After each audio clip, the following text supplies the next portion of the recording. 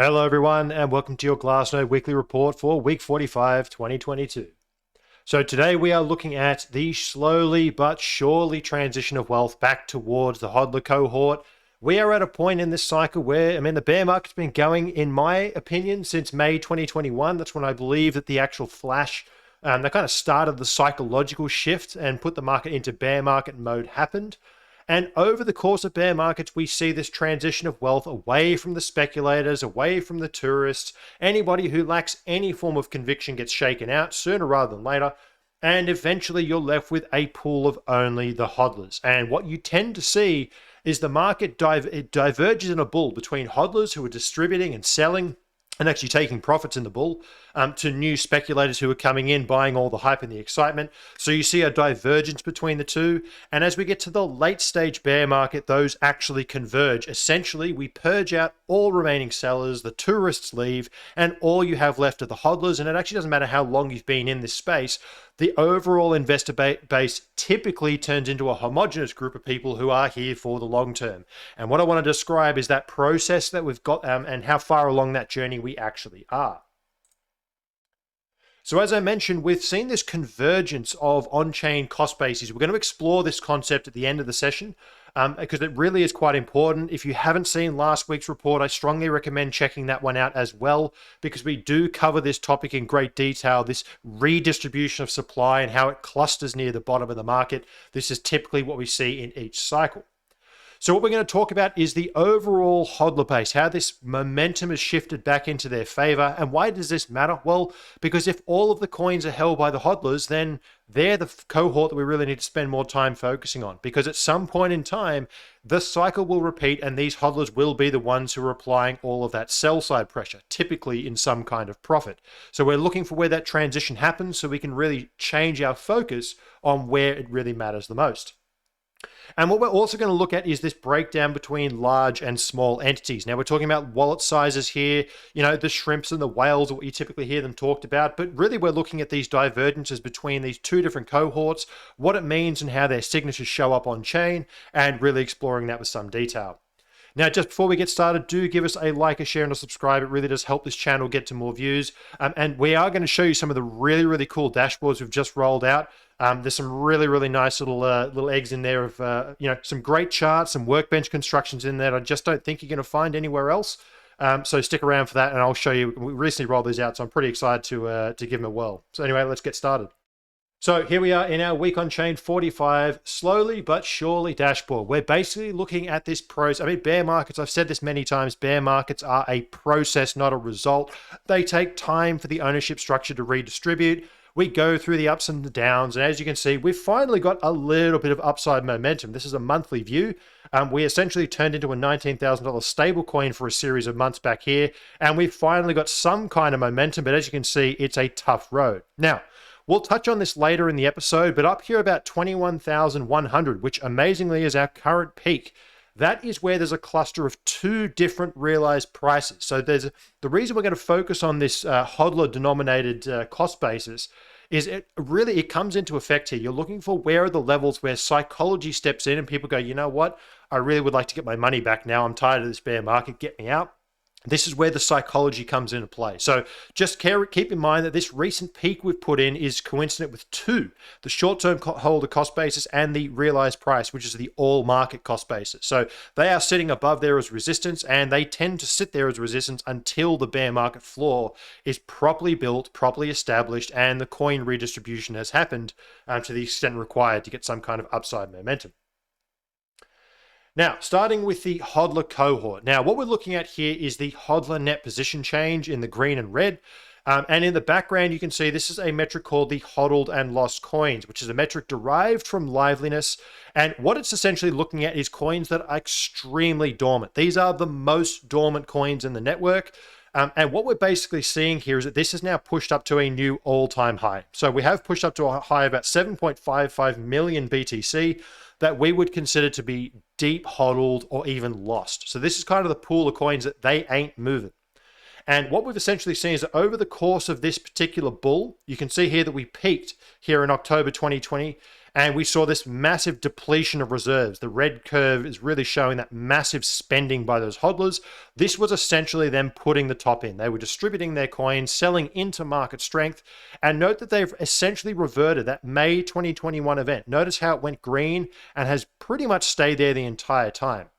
This is showing a change in psychology. Hodlers started looking for opportunities, buying the dip, putting coins into cold storage, and essentially playing the long game. Psychology changed after that sell-off event, and that's why it's just another piece of evidence saying that the bear market probably started back in May 2021. So we have seen a very, very significant phase of accumulation down here. Now, this is a front-facing metric. This is essentially a metric that proves what's going on in the immediate term.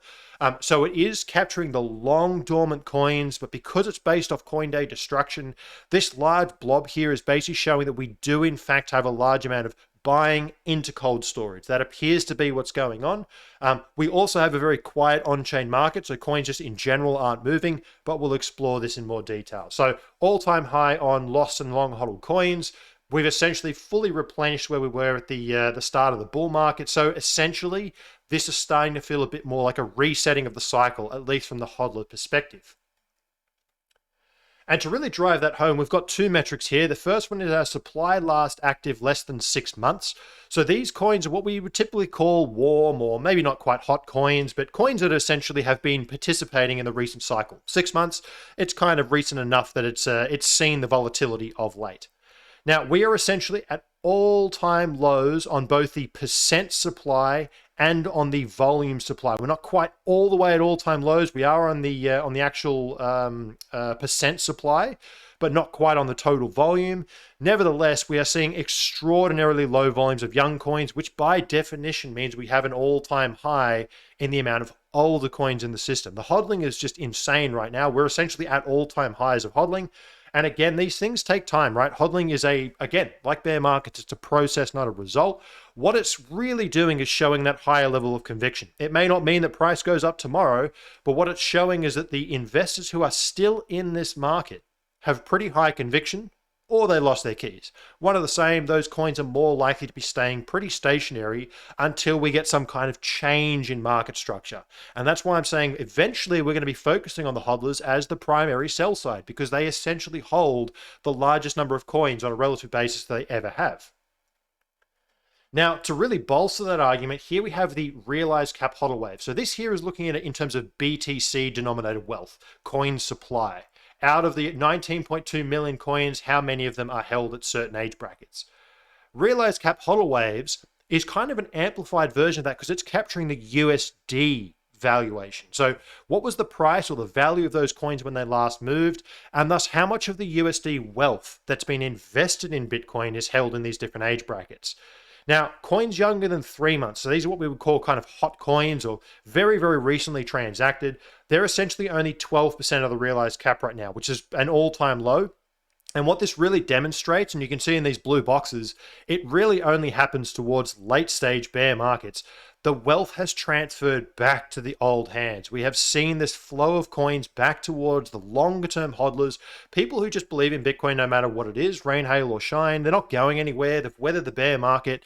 They've probably seen this and done this before. Or if it's their first cycle, they've essentially weathered the worst part of the bear market. So they're very much desensitized to price. And we've talked about this over several weeks, which goes to show that process rather than result. But we are at an all-time low of young coins, which means it's an all-time high of wealth held in the older coins. And again, it makes them the primary sell side in the market that follows. But generally speaking, we don't see that happen further into a bear, right? We may get that next capitulation phase, but typically these hodlers, if you're still here, they're generally not waiting for lower prices to sell. That's typically how psychology works in these markets. And we can really kind of frame this out. This is what the realized HODL wave does. The realized HODL ratio, takes the balance between 1-year-old coins, or the wealth held in 1-year-old coins, and 1-week-old coins. So think about this, that very, very low values means that we have a maximum amount of old wealth, and a high value means that we have a maximum amount of young, new, speculative, inexperienced wealth. So this oscillator trades between these large extremes, and as you can see, we're essentially forming a very, very similar rounded bottom to what we've had back here in 2018. So we're essentially at what you would call peak HODL for many terms. We've essentially seen an enormous amount of wealth transfer back to the old hands. There's very, very few speculators, very few young and hot coins floating around the system. We really are at that almost saturation point. The HODLers now dominate, and that's why our focus will move to them in the years ahead. So just before we kick on, I want to show you these two dashboards that we've recently rolled out. We have been in the process recently at Glassnode of fully refreshing our Bitcoin dashboards, and we will then move on and do our Ethereum suite as well. But almost all of these dashboards here have been fully refreshed. So I'm going to take you through two of them because I think that there's really interesting topics in here that you probably won't be able to find anywhere else. So the first one is on exchanges. Now, exchanges are obviously a centerpiece of the Bitcoin economy. You can look at everything from the actual balances to which exchanges they're held on. But some of the cool metrics we recently rolled out is a per exchange net position change. So we can see here that we've got Coinbase. These negative values here are basically large step changes in the overall balance. So we've got the orange curve in the back, which is the Coinbase balance. And then in the blue is their 30-day net position change. Same for Binance, Bitfinex, and FTX. Now, there's a few more at the bottom in this section, but these are kind of the main four that people are paying attention to on a regular basis. We have things like transaction dominance, how much of the overall transaction count on Bitcoin. You can see at market tops, we typically get a huge dominance of deposits and withdrawals. They take up a much, much larger area of all the transactions that are happening, how many of them are associated with exchanges. Blow-off tops typically have a very, very large amount of exchange activity. People are excited. The hype's happening. There's deposits and withdrawals happening all over the place. Actual volumes moving in and out. So whenever you see a tweet that may say, oh, look, 100,000 coins have flowed into an exchange, these are tools that you can use to actually go and verify and check and confirm. Not only is that correct, but which exchanges are they going to, and does that change change your position at all? And the other one that we have is here's our exchange volume momentum. So we're looking here for during bull markets, we see an increase in overall volume associated with exchanges. As we enter bear markets, it typically drops below the yearly average and stays there. So a bit more of a macro cyclical oscillator, really looking for those changes in market structure and overall investor behavior, similar to the dominance charts before. Here's some really neat charts that we've recently rolled out. This is the exchange average withdrawal price. Think about this like the acquisition price or the realized price of all exchanges by year. So you can see the 2018 top buyers. Since then, where is the school of 2018 cost basis? This purple one here is the all-time exchange cost basis. So only looking at coins coming out of exchanges. Here's all the top buyers up here in the 2021 and 2022 cycle. You can see this massive divergence in the 2022 cycle. This is actually showing us that a huge amount of coins recently are being accumulated right now. We're seeing withdrawals happening at a very, very great extent. And that's really pulling that exchange floor down. And you can also see that we're hovering in between the 2019 and 2018 cost bases. So school of 2018 and 2019 is pretty much at this level in terms of their average withdrawal price. So you can really think about this like, where are the dollar cost averages? Where is their cost basis sitting? And what we can also then look at is on a per exchange. All exchanges, Coinbase, Binance, Bitfinex, we can map out each of these different exchanges, where is their cost basis. And as you can see, we are essentially contesting with both the Binance and the Coinbase at 21,100, which is actually the same as the realized price and the short-term holder realized price. So you can see there is some resistance there that we can really, we're basically butting our head up against as we speak. So there's also, for our pro members, there's also whale metrics. So we can look at all of this then broken down specifically for whales. And then here's those other four exchanges that I was talking about before. Now, the other one that I want to highlight is our HODL wave supply dynamics. Now, this is one that we rolled out last week and the one I'm the most excited for. I think you're really going to like this one. So the HODL wave is one of my favorite tools. Mapping out coin supply in terms of ages is one of the pure pieces of edge that you can find in on-chain analysis that just simply doesn't exist in traditional finance. You can't see how long a stock or an asset's been held by certain parties. In Bitcoin, we can. And this shows us about the conviction and the confidence of various cohorts in the market. So what we do is we step through going from very, very hot coins, right? We're talking about 1 month old coins. We can see the net position change in their total balance. We've also got guidance here to help you understand exactly what you're looking for with these metrics. Then we move up to the 3 month old coins. So you can really see this has got a bit more cyclicality to it. And this is also down at extreme lows. This is basically showing that we have an enormous purging of speculators, and it's essentially moving back to that HODLer status. We have our young coin supply. So this is kind of analogous to the short-term holder supply, coins that are younger than 6 months. So you can actually see where we sit in the cycle. And again, sitting at these very, very low levels of young coins alongside their spending volume. You can see their spending volume picks up during bulls and really declines during bears. So you can start to look for those cyclical changes in behavior.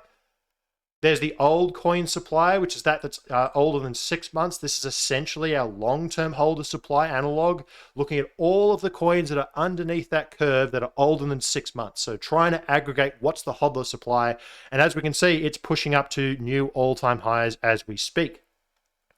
We can also see when those older coins are being spent. You can see they typically spend around capitulation style events. We saw it back here in 2018, and their spending typically picks up during bull markets. So you can really see when those coins are coming back to the market. We've got our old supply net position change. So a 30-day change in that supply. You can see when their coins are actually migrating in, or sometimes more importantly, out. These red zones are showing when those old coins are basically spending at a large extent. And we also have our ancient coin supply. So these are coins that are older than 5 years. If you've held your coins for 5 years, that's a truly remarkable achievement. You've seen all the volatility that Bitcoin has to offer. And we can start to see when these very, very old coins are being spent in any significant size. So really trying to pick up where those ancient coins are coming back to life, if they're coming back to life in any kind of meaningful sense. But really, that's what this is looking for. We're looking for the maturation, the aging of coins in through the cycle, and then the spending of them back out, which is typically going to be counter-cyclical. You're going to see the old hands spend in a bull, whereas the young hands tend to spend and they capitulate out during the bear. So you get this toing and froing, and this is how these different coin supply dynamics play out over time. Right, so getting back into our analysis, we also have our reserve risk adjusted.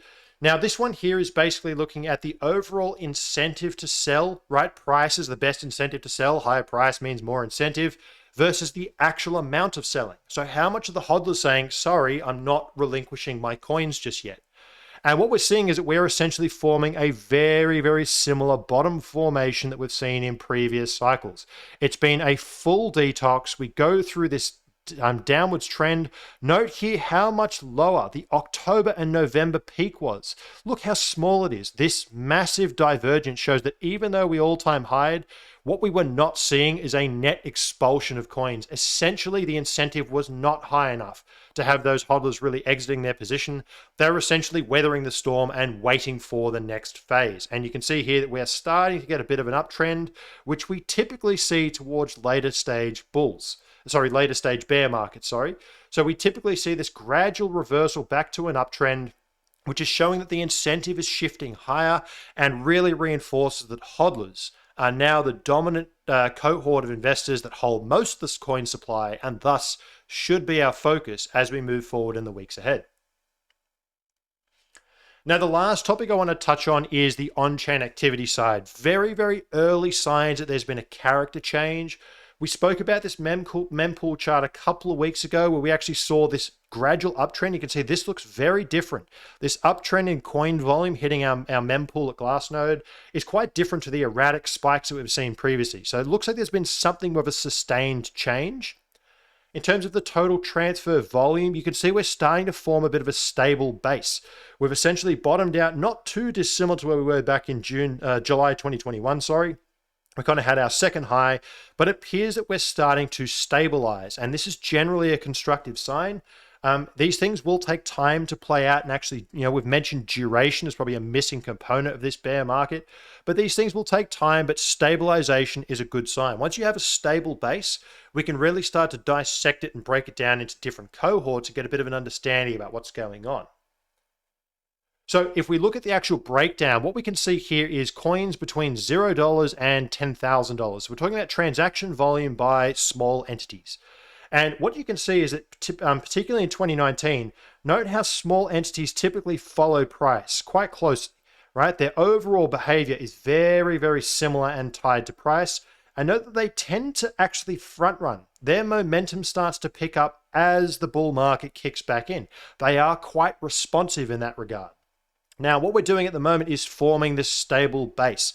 We have not seen the reversal back to the upside yet, which again goes back to our thesis that there is likely duration ahead of us in this bear market. We have detoxed a lot of the holders, but we have not yet seen that impulse to actually reverse things back to the other side. So we still are in a bit of that little limbo, but typically these small holders start to front run. Now, if we then look at the much, much larger holders, these are the transactions that are $1 million plus in size. And as you can see, they typically are a bit slow to the party. They start to pick up their overall transaction volume when the bull market is well and truly in effect. Here, they only really showed up past December. Really, in 2021 is when we saw the 1 million plus cohort start to pick up. Now, they are still in the process of detoxing, and this really does make sense when you look at what's going on in the macro economy.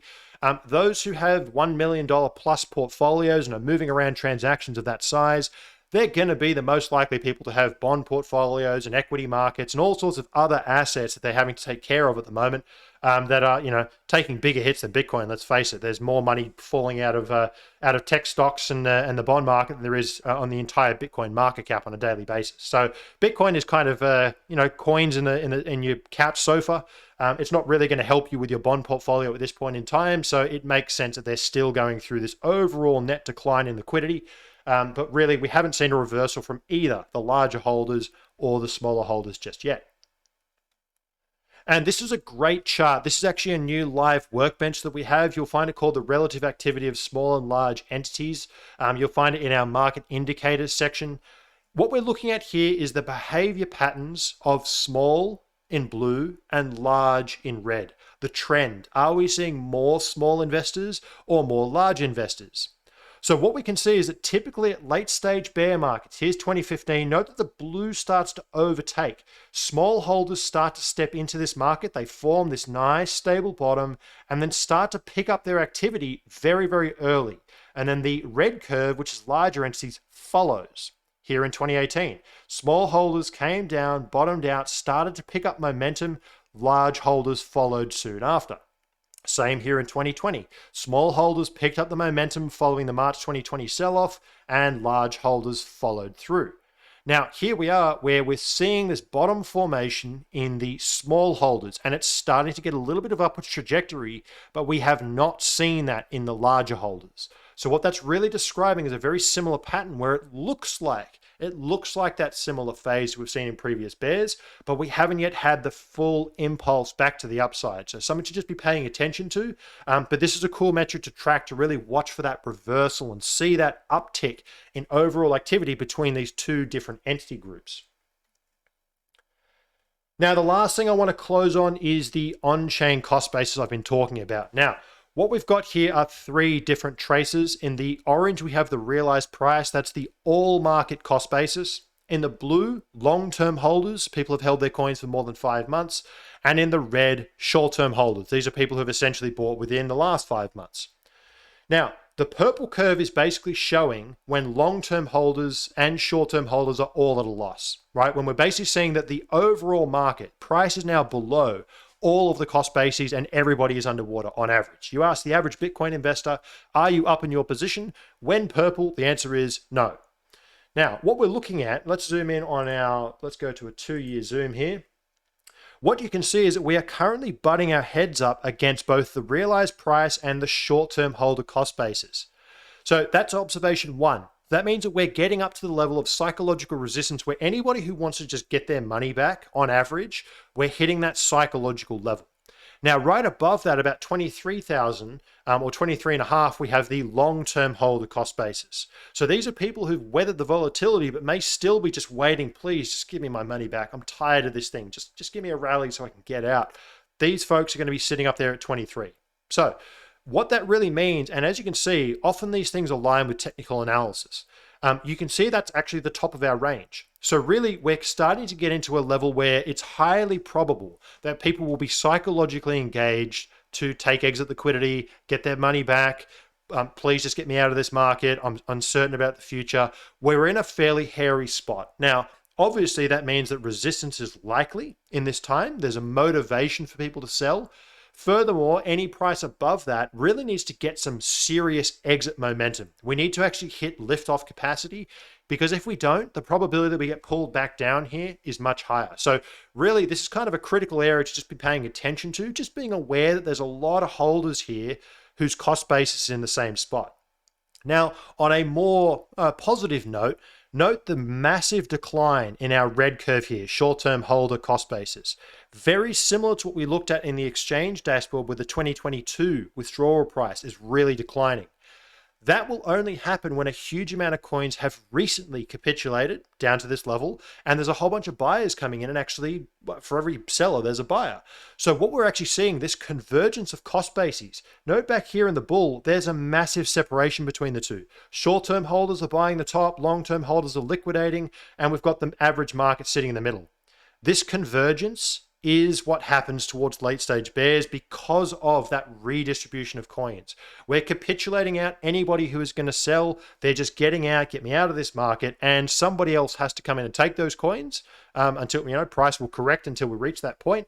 But this convergence basically shows that now the HODLer base is kind of one and the same, which is that it's just HODLers. It's just HODLers that are left, and everyone's cost basis, whether you've been here for 5 months, 2 months, 1 month, 6 years, the average cost basis is pretty much at the same levels where we currently are. So we've got a very homogenous holder base now. We're going to transition and start looking at what the HODLers are doing over coming weeks. That's really where the focus should be. But this is just one of those dynamics that we can really see playing out. And, in terms of max pain, here's our blue curve with the long-term holders. People have been here through all the volatility.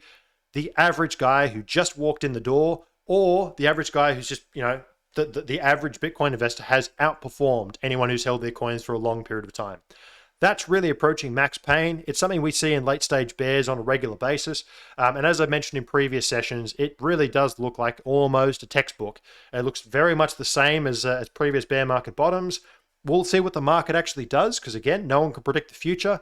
But certainly, if this was to become a bottom, we can essentially write the textbook and say, well, 2022 was a perfect example. Looks just like 2018, looks just like 2015. There's very, very similar characteristics and properties.